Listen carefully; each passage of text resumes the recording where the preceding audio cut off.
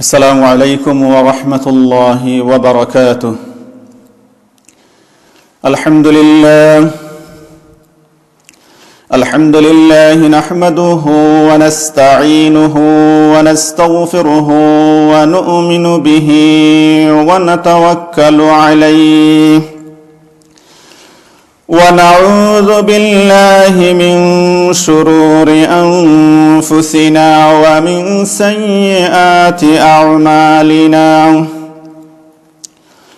ونعوذ بالله من شرور أنفسنا ومن سيئات أعمالنا من يهده الله فلا مضل له ومن يضلله فلن تجد له وليا مرشدا ونشهد أن لا إله إلا الله وحده لا شريك له ونشهد أن سيدنا وحبيبنا وسندنا وشفيعنا ومولانا محمدا عبد الله ورسوله الذي أرسل إلى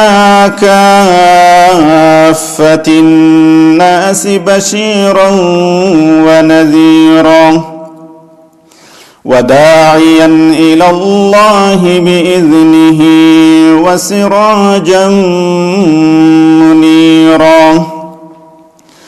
أما بعد فقد قال الله تبارك وتعالى في كلامه المجيد وفي فرقانه الحميد. أعوذ بالله من الشيطان الرجيم. بسم الله الرحمن الرحيم. يا أيها الذين آمنوا إذا قمتم إلى الصلاة فاغسلوا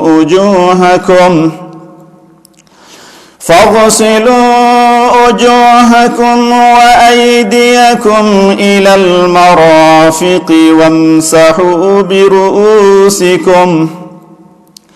وامسحوا برؤوسكم وأرجلكم إلى الكعبين. وعن أبي هريرة رضي الله تعالى عنه قال رسول الله صلى الله عليه وسلم: ألا أدلكم على ما يمحو الله به الخطايا ويرفع به الدرجات؟ قالوا بلى يا رسول الله. قال: إسبغ الوضوء على المكاره وكثرة الخطى إلى المساجد وانتظار الصلاة بعد الصلاة فذلكم الرباط، أو كما قال عليه الصلاة والسلام. وقال النبي صلى الله عليه وسلم: إن أمتي يدعون يوم القيامة غرا محجلين من آثار الوضوء، فمن استطاع منكم أن يطيل غرته فليفعل، أو كما قال عليه الصلاة والسلام. إن الله وملائكته يصلون على النبي يا أيها الذين آمنوا صلوا عليه وسلموا تسليما اللهم صل على محمد وعلى آل محمد كما صليت على إبراهيم وعلى آل إبراهيم إنك حميد مجيد اللهم بارك على محمد وعلى آل محمد كما باركت على إبراهيم وعلى آل إبراهيم إنك حميد مجيد اللهم صل على محمد كلما ذكره الذاكرون وكلما غفل عن ذكره الغافلون اللهم إني أعوذ بك من البرص والجنون والجذام ومن سيء الأسقام بارك الله لنا ولكم في القرآن الكريم ونفعنا وإياكم بالآيات والذكر الحكيم إنه تعالى جواد كريم ملك برء رؤوف رحيم أستغفر الله لي ولكم ولسائر المسلمين فاستغفروه إنه هو الغفور الرحيم معزز সম্মানিত মুসল্লিয়ান کرام মুরব্বিয়ান আযম বিভিন্ন মিডিয়ার মাধ্যমে যে যেখান থেকে শুনরা আমরা আল্লাহ সুবহানাহু ওয়া তাআলার শাহানশাহী দরবার সাইয়্যিদুল আইয়াম ইয়াউমুল জুমআ এই জুমআর দিন অসংখ্য অগণিত কালিমাতুশ শুকর আদায় করি যে রব্বুল আলামিনে এই মহামারীর মাঝেও আপনারে আমারে সুস্থ রাখছন নিরাপদে রাখছন সেই মহান মুনিবর দরবারও কালিমাতুশ শুকর আদায় করি আলহামদুলিল্লাহ হামদান কাসীরান তাইয়িবান মুবারাকান ফীহি আমি আপনাদের সামনে কুরআন আল কারীমের সূরা আল মাইদার 6 নম্বর আয়াতে কারিমার প্রথম অংশ তিলাওয়াত করছি এবং নবী করিম সাল্লাল্লাহু আলাইহি ওয়াসাল্লামের অসংখ্য হাদিস থেকে দুইটা হাদিস আপনাদের সামনে পড়ছি। আমরা লাস্ট উইক আলোচনা করলাম আত-তাহারাত ওয়ান নাযাফাত, পবিত্রতা পরিচ্ছন্নতা, এই বিষয় নিয়ে আমরা গত সপ্তাহে আলোচনা করলাম। আলোচনার আমরা ও জায়গাত আসলাম যে তাহারত আমরা জানি বাহ্যিক তাহারত আর আভ্যন্তরীণ তাহারত। বাহ্যিক পবিত্রতা আভ্যন্তরীণ পবিত্রতা এই দুই বিষয় নিয়ে আমরা আলোচনা শুরু করলাম। প্রথমটা আমরা আলোচনা করছি আভ্যন্তরীণ মানুষের যে অপবিত্রতা এবং এই অপবিত্রতা দূর করবার লাগি কিতা উপায় অবলম্বন করা যায়।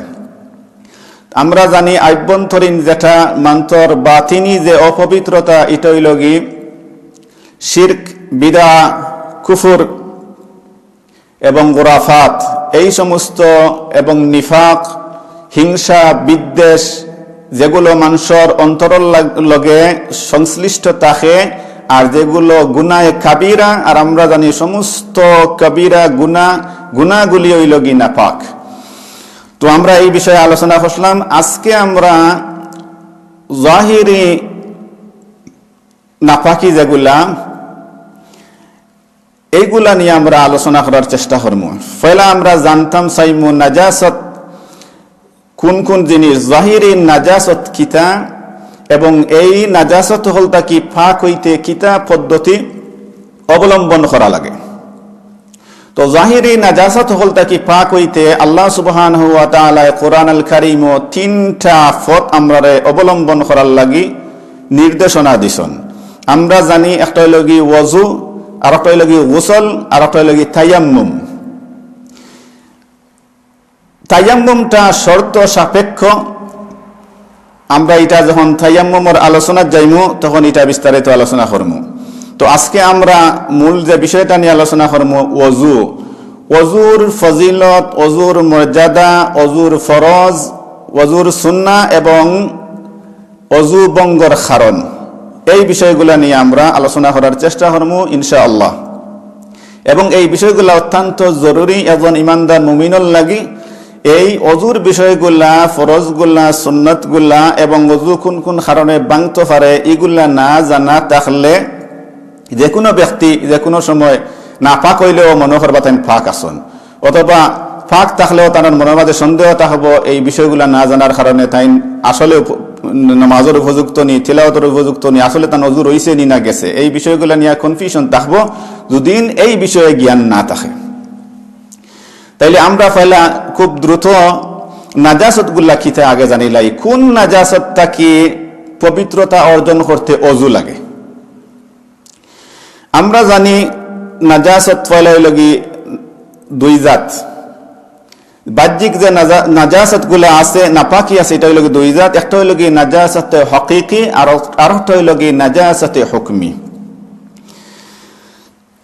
এই হকিকি নাজাসত যেটা এটা হইল কি যে নাজাসত গুলা চৌকে দেখা যায়, আর হুকমি নাজাসত যেগুলা চৌকে দেখা যায় না কিন্তু শরীয়তের নির্ধারিত হুকুম কিতা করছে আমরার উপরে নাজিল করছে। এই নাজাসতে হকিকি যেটা ইমপিউরিটি হুইচ ক্যান বি সিন, যেটা আমরা দেখতাম পারি, এটা আবার দুই জাত। এটা হইল কি নাজাসতে গলিজা আর নাজাসতে খফিফা। নাজাসতে গলিজা হইল কি হেভি টাইপ, যেগুলা বাড়ি যেগুলা জিনিস, যেমন পেশাব, পায়খানা, রক্ত, ওয়াইন, এই সমস্ত গুলো হইল কি নাজাসতে গলিজা। আর নাজাসতে খফিফা হইল কি ফাতলা, একটু হালকা, যেগুলা হইল কি হালাল পশুর ইউরিন, হালাল পশুর আপনার পেশাব ইত্যাদি। আর নাজাসতে হুকমি হইল কি আবার দুই জাত। একটা হইল কি হদসে আকবর, আর একটা হইল কি হদসে আসগর। হদসে আকবর যেটা, এই নাজাসতটা কি ফাঁক হইতে গোসল লাগে, গোসল ছাড়া কেটা হওয়া যায় না, ফাঁক হওয়া যায় না। এই হদসে আকবর গুলার মাঝে হইল কি কোনো ব্যক্তির যেমন স্বপ্নে দোষ হওয়া, স্বামী স্ত্রীর বিশেষ মুহূর্তর বাদে গোসল যে ফরজ হয়, এটা হইল কি হদসে আকবর। অথবা মহিলাগুলোর পিরিয়ডের বাদে পবিত্রতা হইতে যে গোসল লাগে, এই পিরিয়ডটা হইল কি হদসে আকবর। আর এইগুলার লাগি গোসল ফরজ হয়ে যায়, গোসল দরকার হয়। আর হদসে আসগর যেগু ছোট না পাখি, এই ছোট না পাখি তাকে ফাঁক হইতে অজু লাগে। ও আজকে আমরা বিষয়টা হইল কি অজু। এই ছোট না পাখি কিতা, ছোট না পাখি আর নিজের পেশাব পায়খানা থাকি আপনি আওয়া কিংবা আপনার বায়ু নির্গত হওয়া, এই ধরনের ছোট না পাখি থাকি পাক হইতে অজু লাগে। তো আমরা যখন অজু ভঙ্গর কারণ আলোচনা করমু তখন আমরা বুঝতাম পারমু কোনগুলা হইল কি ছোট না পাখি, যেগুলার কারণে অজু আমরা দরকার হয়। আল্লাহ সুবহানাহু ওয়া তাআলা অজুর যে 4টা ফরজ আছে, আমি যে আয়াতে কারিমা তিলাওয়াত করছি সূরা আনআমের 6 নম্বর প্রথম অংশ, যে অংশটাত আল্লাহ রাব্বুল আলামিনে শুধু অজুর ফরজ আলোচনা করছেন, আর আয়াতের বাকি শেষ অংশ গোসল এবং তায়াম্মুম। যেহেতু আজকের বিষয়টা হলো কি ওযু, এটা আমি আয়াতের এই অংশটা কেটা করছি, তিলাওয়াত করছি। তো আল্লাহ রাব্বুল আলামিন ওযুর ফরজগুলা তার ঈমানদার মুমিনদের জানাইয়া দেন। ইয়া আইয়ুহাল্লাযীনা আমানু ইযা কুমতুম ইলাস সালাতি ফাগসিলু উজুহাকুম ওয়া আইদিয়াকুম ইলাল মারাফিqi وامسحوا برؤوسكم وأرجلكم إلى الكعبين আল্লাহ সুবহানাহু ওয়া তাআলা আপনারে আমারে যারা ঈমানদার মুমিন তারারে ডাক দিয়া কইন ইয়া আইয়ুহাল্লাযীনা আমানু হে ঈমানদার মুমিন হল ইযা কুমতুম ইলাস সালাত যখন তুমি তাই নামাজের লাগি হালা হইবা মানে নামাজের লাগি রেডি হইবা নামাজের প্রস্তুতি নিবাই বা নামাজের সময় হইব নামাজ পড়তে ইচ্ছা করছো ফাগসিলু উজুহাকুম তুমি তাইন তোমাতানোর মুখমণ্ডল দৌত করো ওয়াশ করো তোমাতানোর সারা ফেস রে কিতা করো তুমি তাইন ওয়াশ করো ফাগসিলু উজুহাকুম আমরা পাইলাম নাম্বার 1 ফরজ ওয়া আইদিয়াকুম ইলাল মারাফিক তোমাতানোর দয় আতর খনি পর্যন্ত তুমি তাইন কিতা করো দৌত করো ওয়াশ করো ওয়ামসাহু বিরুউসিকুম তোমাতানোর মাথা মাসাহ করো হইল 3 নম্বর ওয়া আরজুলাকুম ইলাল কাবাইন আর তোমাতানোর দয় পাওয়ার আঙ্কল ঠাকনো পর্যন্ত কিতা করো তুমি তাইন দৌত করো তাইলে আমরা পাইলাম এই ওযুর 4টা ফরজ যেটা সরাসরি আল্লাহ রাব্বুল আলামিনে কোরআনুল কারীমের সূরা আল মাইদার 6 নম্বর আয়াতে কারিমা দিয়ে আমরারে জানাই দিলা তাইলে ওযুর ফরজ হইল কি 4টা এই 4টা ফরজ বিধান পালন করতে যদি কিতা হয় কোন সময় এক চুল পরিমাণ অংশ যদি কিতা হয়ে যায় ড্রাই থাকে শুকনা থাকে তাইলে আপনার ফরজ কিতা হয়ে যাব লঙ্ঘন হয়ে যাব ওযু হইল না আর আপনার ওযু যখন হইল না তখন আর আপনার সালাত কিতা হইতো না ইনভ্যালিড হয়ে যাব বিধানগুলো আলোচনার আগে আমরা এখন জানি আল্লাহ রাব্বুল আলামিন যেন এই ওযু আমরার উপরে ফরজ হল্লা এই ওযু যেন আমরার বিধানগুলা নাজিল হল্লা এই ওযুর মর্যাদা কতখান এই ওযুর ফজিলত কতখান এটা আমরা কিছু জানা দরকার আমি আপনাদের সামনে যে রাসূল করিম সাল্লাল্লাহু আলাইহি ওয়াসাল্লামের 2টা হাদিস পড়লাম যে নবী করিম সাল্লাল্লাহু আলাইহি ওয়াসাল্লামে ফরমায়েন সাইয়্যিদানা আবু হুরায়রা রাদিয়াল্লাহু তাআলা আনহু থেকে এই হাদিস তাইন কইন যে নবী করিম সাল্লাল্লাহু আলাইহি ওয়াসাল্লামে আমরা কইন আলা আদুল্লুকুম আলা মা ইয়ামহুল্লাহু বিহিল খাতায়া ও আমার সাহাবী হল যে আমি তোমরা এমন এক আমলের কথা তোমরা আমি জানাইতাম না নি সাউদিন আল্লাহর বান্দা ইসবাবুল ওযু আলাল মাকারি কষ্ট হইলেও তুমি দেন ওযুরে কিতা করো পরিপূর্ণভাবে সুন্দরভাবে করো ওয়া কাসরাতুল খুতা ইলাল মাসাজিদ আর মসজিদও বেশি বেশি করে ভাড়া দিয়া যাও মানে গুণ ভাড়া দিয়া মসজিদে যাও বেশি বেশি মসজিদের লগে সম্পর্ক রাখো তাইলে তোমাদের গুনাহ মাফ হইব আর তোমাদের দরজা আল্লাহ রাব্বুল আলামিনের মদদ বৃদ্ধি হইব ওয়া ইনতিযারুস সালাতি বা'দাস সালাত এক নামাজ আদায় করার বাদে আরেক নামাজের লাগি ইন্তজার করো অপেক্ষা করো তুমি টাইম যোহরের নামাজ আদায় করছো এখন যোহর শেষ সামনে যে আইব আসর এটা তো যেন তোমার দিলের মাঝে গাঁথা থাকে আমার যোহর শেষ হয়ে গেছে সামনে আছে আমার আসরের নামাজ আসর শেষ হয়ে গেছে এখন যেন আমার সাথে মাগরিব সামনে আমার দিলের মাঝে এখন মাগরিবের নামাজ লখাই যে কোন সময় মাগরিবের ওয়াক্ত আইব মাগরিব শেষ এশার নামাজ আমার সামনে এশা শেষ ফজর নামাজ আমার সামনে এইভাবে নবী করিম সাল্লাল্লাহু আলাইহি ওয়াসাল্লাম ফরমায়েন ইনতিযারুস সালাত বা'দাস সালাত এক নামাজের বাদে আরেক নামাজের লাগি অপেক্ষা করা মানে দিলের মাঝে সব সময় নামাজের কথা জাগ্রত রাখা ফাযালিকুমুর রিবাত এটা হইল কি প্রস্তুতি এটা হইল কি জান্নাত লাভের প্রস্তুতি আখিরাত নাজাত পাইবার প্রস্তুতি সুবহানাল্লাহ তাইলে এই হাদিসে আমরা পাইলাম যে ওযুর মর্যাদা ওয়ালা যেটা গুনাহ maaf করে আর আল্লাহর বান্দার সম্মান বৃদ্ধি হয় আমরা অন্য হাদিসে পাই নবী করিম সাল্লাল্লাহু আলাইহি ওয়াসাল্লাম ফরমায় যখন আল্লাহর কোন বান্দায় ওযু করে সমান সাইয়েদনা আবু হুরায়রা রাদিয়াল্লাহু তাআলা আনহু থেকে এই হাদিস তাইন কইন যে নবী করিম সাল্লাল্লাহু আলাইহি ওয়াসাল্লাম ফরমায় যখন একজন ঈমানদার মুমিন ওযু করে ওযু করার সময় যখন তার চেহারা দয় ইযা তাওয়াজ্জালা আবদুল মুসলিম আওয়াল মুমিন ফাগাসালা ওয়াজহাহু খারাজা ওয়াজহি কুল্লু খাতিআ যখন মুসলমানে একজন ঈমানদার মুমিন পুরুষ কিংবা নারীয়ে ওযুর সময় মুখমণ্ডল দয় সঙ্গে সঙ্গে এই পানির শেষ কাতরার লগে সমস্ত গুনাহ কি হয়ে যায় জড়িয়ে পড়ে যায় সুবহানাল্লাহ এরপরে যখন ফাইজা ওয়াসালা ইয়াদাইহি খারাজা মিন ইয়াদাইহি কুল্লু খাতিআ যখন আত দৌত হরইন, এই আত দোয়ার লগে লগে আতর যত গুণা আছে সবগুলাকে তৈ যায়, জড়িয়া ফুরি যায়। এর বাদে যখন কোন মুসলমান ফাইদা ওয়াসালা রিজলাইহি খারাজাত কুল্লু খাতিয়া, যখন কোন মুসলমানে দয়ফাও দৌত হরইন, দয়ফাও দোয়ার লগে লগে কি তৈ যায়, পাওয়ার যত গুনাহ আছে সবগুলা জড়িয়ে পড়ে যায়। সুবহানাল্লাহিল আযীম।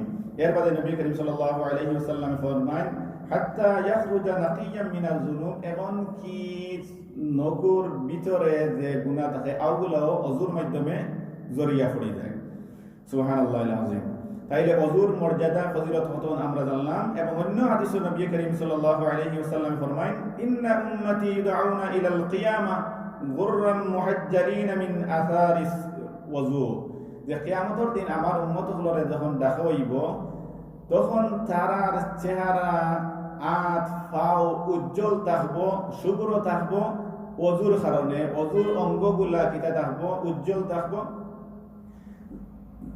ও কারণে যে তারা দুনিয়া থাকতে ওযু করছে। আর নবী করিম সাল্লাল্লাহু আলাইহি ওয়াসাল্লাম ফরমায় যে আমি আমার উম্মতরে কিয়ামতের দিন চিনমু, ওযুর স্থানগুলা চমকাইতে থাকবো, উজ্জ্বল থাকবো। ফামান ইসতাতাআ মিনকুম আন ইউতিলা গুররাতাহু ফালইয়াফআল, তোমরা যখন কেউ চাও যদি যে তোমরা চেহারা উজ্জ্বল হোক, কিয়ামতের দিন তোমরা আত ফাও চেহারা উজ্জ্বল হোক, তাইলে তোমরা কিতা করো, বেশি বেশি করে ওযু করো। এই কাজটা তোমরা কিতা করো, বেশি করে করো। সুবহানাল্লাহ। তাইলে আমরা ওযুর অনেক মর্যাদা, অনেক ফজিলত আমরা পাইলাম। ওযুর কারণে কিতা হয়, মানুষের গুনাহ জড়িয়া পড়ে, মানুষের সম্মান বৃদ্ধি হয়। এখন আমরা জানা দরকার ওযুর সুন্নত কিতা। ওযুর ফরজগুলারে যথাযথভাবে আদায় করতে হইলে ওযুর সুন্নতগুলা যদি সঠিকভাবে আমরা আদায় করি তাইলে কি তৈ দিব, পরিপূর্ণ একটা ওযু হইব, যে ওযুর বিনিময়ে আল্লাহ রাব্বুল আলামিনে আমরা গুনাহরে জড়াই দিবা আর আমরা ইজ্জতরে আল্লাহ রাব্বুল আলামিনে বাড়াই দিবা। ওযুর সুন্নত অনেকগুলা সুন্নত আছে, তার মাঝে অন্যতম হইল কি নিয়ত করা। ওযু করতে নিয়তের অর্থ এখান নাই যে আমি মুখ দিয়ে আমি কিতা করা লাগবো, উচ্চারণ করা লাগবো, বরং নিয়ত হইল কি ও জিনিস যখন আপনি যেমন এখন জোহরের নামাজ পড়তে আপনার দিল আইছে জোহর ওয়াক্ত আইছে, কিংবা আজান হইছে, আপনি আজান শুনছেন, এখন আপনি জোহরের নামাজ পড়তে গেছেন, আপনি ওযু করা, ও যেন আপনার দিল আইছে যে এখন জোহরের ওয়াক্ত আইছে, কিংবা আজান শুনছেন, জোহরের নামাজ পড়তা গিয়ে ওযুত লাগছেন, আপনার নিয়ত হয়ে গেছে, ওযুর নিয়ত আদায় হয়ে গেছে। এই নিয়তটা হইল কি ওযুর সুন্নত। যখন আপনার নিয়ত হয়ে গেল ওযু আপনি শুরু করতেন, তখন রাসূলুল্লাহ সাল্লাল্লাহু আলাইহি ওয়াসাল্লাম কইলেন বিসমিল্লাহ। ওযু স্টার্ট করতে আমরা কিতা কইতাম, বিসমিল্লাহ কইতাম। এটা হইল কি 2 নম্বর সুন্নাত। 3 নম্বর হইল কি যখন আমরা ওযু শুরু করব আমরা কিতা করব, পয়লা আতর সবজি পর্যন্ত আমরা কিতা করি, ওয়াশ করি, দৌত করি। এই দয়া আতর সবজি 3 বার ওয়াশ করা হইল কি সুন্নাত। এর বাদে আমরা ওযুর আরেকটা সুন্নাত হইল কি মিসওয়াক করা, অত্যন্ত গুরুত্বপূর্ণ একটা সুন্নত। এই মিসওয়াক করা, এই সুন্নতটা খুব ফজিলতপূর্ণ সুন্নত। 4 নম্বর হইল কি আমরা কিতা করতাম, মিসওয়াক করতাম। এর বাদে আমরা কুল্লি করতাম, এই কুল্লিটা হইল কি সুন্নত, 3 বার কুল্লি করা সুন্নত। এর বাদে ওযুর অন্যতম সুন্নত হইল কি আমরা নাক ক্লিন করতাম, নাক কমপক্ষে 3 বার আমরা কিতা পানি দিয়া নাকরে পরিষ্কার করতাম। এর বাদে ওযুর আরেকটা 7 নম্বর যে সুন্নত হইল কি সারা মুখমণ্ডল আমরা কিতা করতাম, দৌত করতাম 3 বার। তাইলে এই মুখমণ্ডল দৌত করা ওযুর ফরজ। আমরা পাইছিলাম আয়াতে কারিমাত ফাগসিলু উজুহাকুম, যে তোমরা মুখমণ্ডল দৌত করো, এটা হইল কি ফরজ। কমপক্ষে 1 বার বালাটিকে করা ফরজ আর 3 বার করা সুন্নত। আর যেদিন 3 বার এই সুন্নত আদায় করবা তার আর ফরজ ছুটিল না, ফরজ ছুটার কোনো রিস্ক তার মাথায় থাকলো না। এর বাদে ডাইন আতর ফনি 3 বার, ফনি পর্যন্ত 3 বার আমরা ওয়াশ করতাম, দৌত করতাম। আমরা জানি আত দোয়া কিতা ছিল ফরজ, কমপক্ষে 1 বার পরিপূর্ণভাবে দৌত করা ফরজ আর 3 বার দৌত করা আত দয়া, আর 3 বার দৌত করা সুন্নত। যে আমরা ডাইন হাত এবং বাম হাত উভয় হাত আমরা পাইলাম 3 বার দৌত করা। এর বাদে হইল কি সারা মাথা মাসাজ করা। কোরআনুল কারীমের আয়াত অনুযায়ী ওযুর 3 নম্বর ফরজ আছিল ওয়ামসাহু বিরুসিকুম, তোমাদের মাথা মাসাজ করো। আর এই মাসাজটারে পরিপূর্ণভাবে 1 বার করা সুন্নত আর হানাফি ফিকহ অনুযায়ী 4 ভাগের 1 ভাগ সেও মাসেহ করিলে ফরজ আদায় হয়ে যায়। আর সুন্নত হইল কি রাসূলুল্লাহ সাল্লাল্লাহু আলাইহি ওয়াসাল্লামে সারা মাথা মাসেহ করছেন। সুতরাং আমরা সারা মাথা মাসেহ একবার করা সুন্নত। অনেকে না জানিয়া অনেক পুরুষ মহিলা আছেন যে মাথা মাসেহ 3বার করে, আসলে মাথা মাসেহ একবার। এটা হইল কি সুন্নত, 3বার করা বিদআ, রাসূলের সুন্নতের খেলাফ। এর বাদে মাথা মাসের লগে তো আমরা অবশ্যই খান মাসে আইয়, খান মাসেটা হইল কিতা সুন্নত। এর বাদে হইল কি ফাও দৌত করা, দয়া ফাওয়ার তখন পর্যন্ত আঙ্গুল পর্যন্ত ওয়াশ করা, বালাটিকে একবার ওয়াশ করা হইল কি ফরজ। যে আল্লাহ রাব্বুল আলামিন ফরমায়েন ওয়া আরজুলাকুম ইলাল কাবাইন, যে তোমাদের উভয় ফাওয়ার আঙ্গুল পর্যন্ত ওয়াশ করা কমপক্ষে একবার ফরজ, আর 3বার করা সুন্নত। এই 3বার আদায় করলে আর আপনার ফরজ ছুটার কোনো সম্ভাবনা থাকলো না, কোনো রিস্ক থাকলো না। এর বাদে যারা দাড়ি আছে, দাড়ি খেলাল করা, বিজা হাত আঙ্গুলি দাড়ির ভিতরে প্রবেশ করাইয়া বার করা, এগুলো কি সুন্নত। এবং ফাওয়ার আঙ্গুলগুলারে আপনি বাম হাত আঙ্গুলের সিফাত হারাইয়া খেলাল করা, তাও হইল কি সুন্নত। এই আমরা অজুর সুন্নত প্রায় 14-15টা সুন্নত আমরা পাইছি। এইগুলা যদি আমরা আদায় করি, এইগুলা যদি আমরা করি, তাইলে অজুটা কি হইব, পরিপূর্ণ হইব, যথার্থ হইব। এবং এই অজুর বিনিময়ে আল্লাহ রাব্বুল আলামিন আমরা গুনাহে মাফ করবা, আর আমরা দরজাত রেখে দেওয়ার আল্লাহ রাব্বুল আলামিন বাড়াই দিবা। এখন আমরা আলোচনা করি অজু ভাঙ্গার কারণ কিনা, কোন কোন কারণে অজু ভঙ্গ হয়, অজু নষ্ট হয়। এই অজু ভঙ্গর কারণ হল কি 7টা। এই 7টা কারণের মাঝে কোনো একটা কারণ যদি পাওয়া যায়, তাইলে অজু ভাঙ্গি যায়, অজু নষ্ট হয়ে যায়। এর বাইরে কোনো কারণ থাকলে অজু যাইবার কোনো কারণ নাই। তো অজু ভঙ্গর পয়লা যে কারণ হইল কি, নাম্বার 1, এটা হইল কি পেশাব পায়খানা কিংবা পেশাব পায়খানা রাস্তা দিয়া কোনো জিনিস বাইর হওয়া, বায়ু নির্গত হওয়া, এটা হইল কি অজু ভঙ্গর 1 নম্বর কারণ। 2 নম্বর হইল কি মুখ ভরিয়া বমি করা। অনেক সময় কোনো মানুষের চূড়া গলাত উকি দিলে গীতা আয়, বমিল্লাহান কিছু আয়, সেওর গ্যাসের প্রবলেম থাকলে হইতে পারে। এটা কিতা অজু ভঙ্গর কোনো কারণ নাই। বরং আপনি বেশি করছেন, মুখ ভরিয়া আপনার মানে কিতা হয়েছে, বমি হয়েছে, তখন আপনার অজু কিতাই দিব, ভঙ্গ হয়ে দিব। অথবা আপনি তুলা করিয়া দেখা যায় প্রচুর আপনি বমি করে দিচ্ছেন, তাও ফোকাহা একরামলে হয়, তাইলে অজু সময় আপনার যাইব। কিন্তু সামান্য অজরা বাড়াইছে উকিল লোক, এটা অজু যাওয়ার কারণ নাই। তাইলে মুখ ভরিয়া বমি করা অজু যাওয়ার 2 নম্বর কারণ।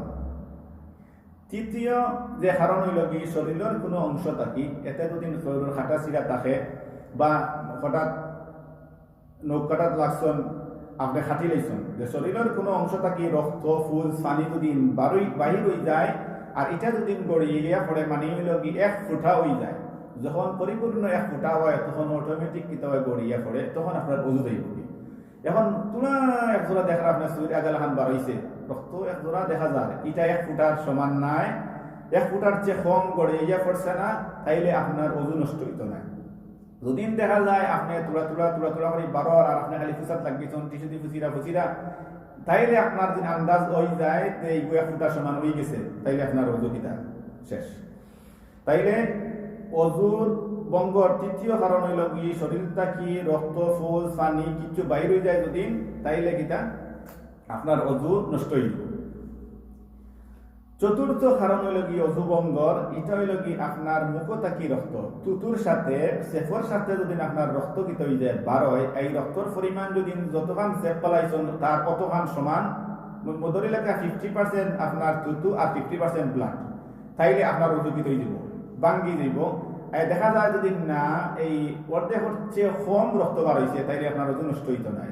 কিন্তু অর্ধেক অথবা তার চেয়ে বেশি যদি অজু কিত হয়ে যায়, রক্তর পরিমাণ বেশি থাকে আপনার সেফর লগে তুতুর লগে, তাইলে আপনার অজু নষ্ট হইব।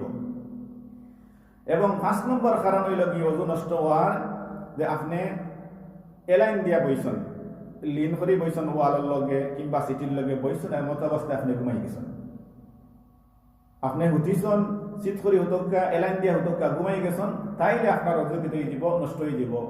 কিন্তু আপনি বোয়ার মাঝে আসুন, কোনো এলাইন দিচ্ছেন না। যেমন অনেক সময় আমরা মসজিদে দেখি নামাজ ও জুমাত আইলে আলোচনা চলে, অনেক মানুষ হল, অনেক মুরব্বী হল মানে ঘুমাইরা ব অবস্থায়, মানে উঙ্গাইরা জীবনী আছে, এই অবস্থায় অজু যাইত নাই, যতবিল পর্যন্ত তাই এলাইন দিছন না, এলাইন দিয়ে ঘুমাইছেন না, এলাইন দিয়ে ঘুমাইলে তার অজু কি দিব, নষ্ট হয়ে দিব। আর ব অবস্থায় যদি জিমাইন উঙ্গাইন তাইলে অজু নষ্ট হইত নাই।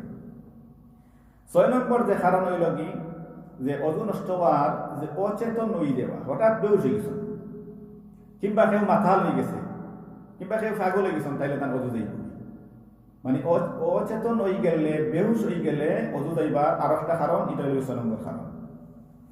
এবং অজু নষ্ট হওয়ার 7 নম্বর এবং সর্বশেষ যে কারণ, এটা হইল কি, নমাজের ভিতরে উচ্চ সুরে আসি দেওয়া। এমন শব্দ কিলকিল করে নামাজের ভিতরে যদি কেউ আসিলেন, তাইলে তার নামাজ কিন্তু অজু নষ্ট হয়ে যাব, আর অজু নষ্ট হওয়ার লগে লগে তার নামাজ শেষ। এটা নামাজ ভঙ্গ হওয়ার আরো একটা কারণ। তাইলে অজু ভঙ্গর 7 নম্বর কারণ হল কি, নামাজের ভিতরে উচ্চ সুরে শব্দ করিয়া আসিলে অজু নষ্ট হয়। আর কোনো কারণে যদি কেউ নামাজের ভিতরে মুস্কি আসি দেন, তাইলে অজু নষ্ট হইত নাই। শর্ত হইল কি, আসির লগে যদি সাউন্ড বাড়ি যায়, তাইলে তানোর অজু নষ্ট হইব। তাইলে আমরা 7টা কারণ পাইলাম অজু ভঙ্গ হওয়ার। এই 7 কারণ যদি পাওয়া যায়, তাইলে অজু নষ্ট হয়, নতুন করিয়া অজু করা লাগে, নামাজের লাগে। এখন প্রশ্ন, অনেক সময় আমরা প্রশ্ন পাই, অনেকে প্রশ্ন করে যে আঁটুর উফরে যদি কাপড় উঠি যায়, সে অজু যায় কিনি। এটা বেশিরভাগ আগেও মুরব্বী হলে বা মানুষের ধারণা একটা আছিল যে আঁটুর উপরে কিতা উঠলে, কাপড় উঠলে অজু যায় কি না। আমরা যে 7টা কারণ পাইলাম, এই 7টা কারণের মাঝে অজু ভঙ্গ হওয়ার ইলা কোনো কারণ পাইছি না যে আঁটুর উপরে কিতই যায়, কাপড় উঠলে অজু যায় কি না। আঁটুর উপরে কাপড় উঠিলে অজু যায় না। আঁটুর উপরে কাপড় উঠে হইলে কি আপনার সতর কিত হইছে, ব্রেক হইছে, সতর আপনি কিতা করছেন, নষ্ট করছেন। আর আমরা জানি পুরুষের সতর হইল কি, নাভি থেকে লইয়া আঁটু পর্যন্ত, আঁটু গুড়া পর্যন্ত, নাভি গুড়িয়া আঁটু গুড়া পর্যন্ত হইল কি পুরুষের সতর। আর নারী হলর মাথা থেকে লইয়া পা পর্যন্ত, এক্সেপ্ট ফেস আর আতর সবজি, এই অংশ বাইরে থাকতে পারবো, এটা সতরের অংশ নাই। আর বাকি কমপ্লিটলি কিতা, ইভেন একটা চুল বার করাও সতর খেলা। তাইলে আঁটুর উপরে কাপড় উঠলে অসতর্কতা বশত যদি উঠি যায়, অ্যাক্সিডেন্টলি উঠি যায়, তাইলে আপনি গুনাহ পাইতা নাই। আর আপনি যদি ইচ্ছা করে করেন, আপনি সতর্ক হলেন যদি, তাইলে সতর ভঙ্গ করা হইল কি, আপনি কিতা কবিরা গুনাহ, আপনি কবিরা গুনার অংশীদার হইবা, ওইলে অজু আপনার নষ্ট হইত নাই। এটা আপনার অজু নষ্ট হওয়ার কোনো কারণ নাই। আশা করি যারা কোয়েশন করেন যে আঁটুর উপরে কাপড় উঠিলে অজু যায় কিনি, তারা উত্তর পেয়ে গেছেন। আর একটা প্রশ্ন তাই অনেক সময় মহিলা হলে করেন যে অজু পড়ার সময় কিংবা অজু পড়িলেইছেন, আপনার মাথা থেকে কাপড় পড়ি গেছে, তে তানোর অজু নষ্ট হইব নি না। সমান ওই আঁটুর মাসলা লেখা, মহিলার মাথা থেকে কাপড় পড়াই সতরর মাথা হইল সতরর অংশ, কিন্তু অ্যাক্সিডেন্টলি পড়ি গেছে, এটা আল্লাহ মাফ করবা। আর এটা অজু যাইবার, অজু ভঙ্গ হওয়ার কোনো কারণ নাই। আর মাথা থেকে কাপড় পড়ছে, এটা যদি আপনার গরুর ভিতরে হয়, যেখানে আপনার মাহরিম আসন, আপনার বাচ্চা আসন, স্বামী আসন, তাইলে এটা গুনার কোনো কারণ নাই।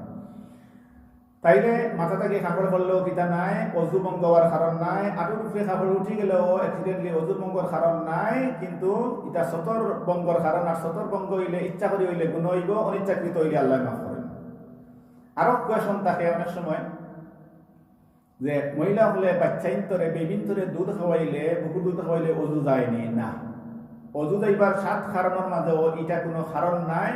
বাচ্চাইন্তরে বেবিন্তরে মা হলে বুকুর দুধ খাওয়াইলে অজু যায় না। আরো কোয়েশন থাকে, হুজুর টেলিভিশন দেখলে অজু যায়নি।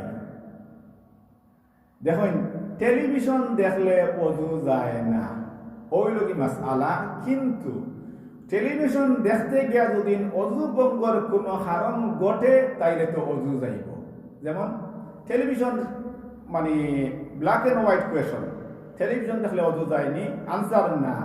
আপনি টেলিভিশন এখন কিবা দেখরা, ওয়াজ দেখরা কিংবা টক শো দেখরা, বালা কোনো প্রোগ্রাম দেখরা যে গোর মাঝে কোনো খারাপই কিচ্ছু নাই, কিন্তু আপনি এমন এক প্রোগ্রাম দেখরা, এমন এক খারাপ সিন হল দেখরা, এমন এক ফিল্ম হল দেখরা, যেটা দেখলে আপনার ভিতরে ওয়াসওয়াসা পয়দা হওয়ার, পুরুষে দেখরা কোনো নারী কিংবা নারী, যেটা দেখলে তার শয়তানি ভিতরে, আর কিংবা কোনো মহিলায় দেখলা কোনো পুরুষ, কোনো নায়ক তার ভিতরে ওয়াসওয়াসা, আর এই ওয়াসওয়াসা আওয়ার কারণে যদি অজু ভাঙ্গার কোনো কারণ ঘটে তাইলে তার অজু যাইব, আর যদি অজু ভাঙ্গার এই 7 কারণের মাঝে কোনো কারণ না ঘটে তাইলে তার অজু যাইত নাই।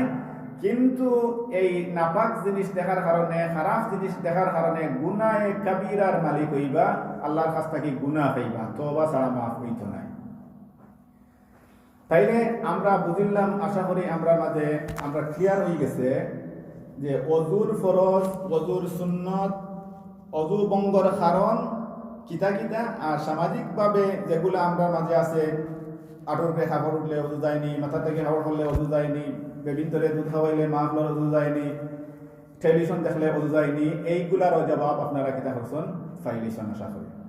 তাইলে এই অজুর অত্যন্ত গুরুত্বপূর্ণ বিধান। আর অজু শেষ করার বাদে যে আরেকটা সুন্নত যেটা আমরা মিস করছি, এটা হইল কি, অজু শেষ করার বাদে নবী করিম সাল্লাল্লাহু আলাইহি ওয়াসাল্লামের হাদিস হইছে যে তোমরা কিতা করো, শাহাদা দেও, আশহাদু আল্লা ইলাহা ইল্লাল্লাহ ওয়া আশহাদু আন্না মুহাম্মাদান আবদুহু ওয়া রাসূলুহু। এই শাহাদাতের এই হাদিসটা সমস্ত হাদিসের কিতাব হইছে যে অজু শেষ করার বাদে যখন এক ব্যক্তি এই কালিমা শাহাদা পড়িবা, আল্লাহ রাব্বুল আলামিনে তার লাগি জান্নাতর 8টা গেট খুলিয়া দিবা, কিয়ামতের দিন যেবাই খুশি ও গেটে দি ও দরজা বাদি জান্নাতে দাখিল হইতে পারবে। সুবহানাল্লাহি ওয়া আল্লাহু আকবার, কত বড় ফজিলত। আর তিরমিজি শরীফের হাদিস রাসূলুল্লাহ সাল্লাল্লাহু আলাইহি ওয়াসাল্লাম আরেকটা দোয়া আদ করছেন এই শাহাদাতের বাদে, আল্লাহুম্মা জাআলনি মিনাত তাওয়াবিন ওয়া জাআলনি মিনাল মুতাতাহহিরিন। সুবহানাল্লাহ। আর কুরআন আল কারীম আমরা আয়াত পাই, ইন্নাল্লাহা ইউহিব্বুত তাওয়াবিন ওয়া ইউহিব্বুল মুতাতাহহিরিন, যে আল্লাহ রাব্বুল আলামিনে তওবাকারী হলরে আর পবিত্রতা অর্জনকারী হলরে কিতা করেন, পছন্দ করেন, মহব্বত করেন। সুবহানাল্লাহ। আর হাদিসে হইছে যে ওযু শেষ করার বাদে কালিমা শাহাদাতের বাদে এই দোয়া করো, আল্লাহুম্মা জাআলনি মিনাত তাওয়াবিন, ও আমার আল্লাহ ও আমার মালিক, তুমি আমারে তাওবাকারী হলর লগে কিতা করো, শামিল করো, ওয়া জাআলনি মিনাল মুতাতাহহিরিন, আর আমারে পবিত্রতা অর্জনকারী হলর লগে আমারে শামিল করো।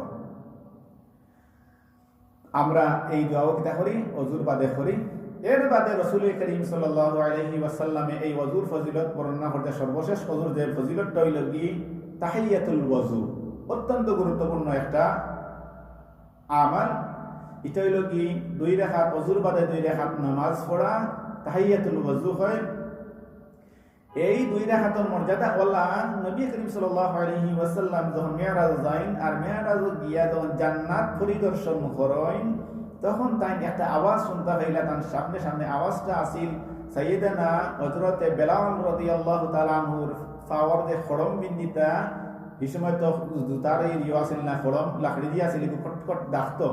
রাসূল করিম সাল্লাল্লাহু আলাইহি ওয়াসাল্লাম একটা আওয়াজ শুনেন, কটকট করে ডাকে, তার সামনে দি তাই খেউরে দেখো, আমি সব সময় ওযুর হালতে থাকার চেষ্টা করি, আর যখন আমি ওযু করি তখন 2 রাকাত তাহিয়াতুল ওযু আদায় করি। সুবহানাল্লাহ। নবী করিম সাল্লাল্লাহু আলাইহি ওয়াসাল্লামে হযরতে বেলাল রাদিয়াল্লাহু তাআলা আনহু কইলা, ও বেলাল, তুমি এই আমল রে কিতা করো, অব্যাহত রাখো, কন্টিনিউ করো, হেফাজত করো। সুবহানাল্লাহ। তাইলে আমরা বুঝলাম ওযুর কত মর্যাদা, ওযুর কত ফজিলত। আল্লাহ রাব্বুল আলামিনে আপনারে আমারে রাসূলুল্লাহ সাল্লাল্লাহু আলাইহি ওয়াসাল্লামের সুন্নতের আলোকে যেন আমরা ওযুগুলা আদায় করতে পারি, এবং সব সময় যেন আমরা ওযুর হালতে থাকার চেষ্টা করি এবং ওযু করি। আল্লাহ রাব্বুল আলামিন ওযুর ফরজ সুন্নাত গুলারে যেমন মানিয়া বুঝিয়া এবং এগুলারে আমল করার জন্য চেষ্টা করি। আল্লাহ রাব্বুল আলামিন আমাদের তৌফিক দান ফরমায়। তাইলে আমরা আজকে ওযু সম্পর্কে আলোচনা করলাম, ওযুর কিছু মাসাইল আমরা আলোচনা করলাম। পরবর্তী আলোচনা আমরা হইব গোসল এবং তায়াম্মুম, গোসলের ফরজ বিধান, গোসলের সুন্নাহ, কোন কোন কারণে গোসল ফরজ হয়, এবং কোন সময় তায়াম্মুমের শর্ত কিতা, আর কোন সময় তায়াম্মুম করা লাগে, কিভাবে তায়াম্মুম করা লাগে, এই বিষয়গুলো আমরা আলোচনা করার চেষ্টা করব ইনশাআল্লাহ। আল্লাহ রাব্বুল আলামিন আপনারে আমারে আমল করার জন্য তৌফিক দেন।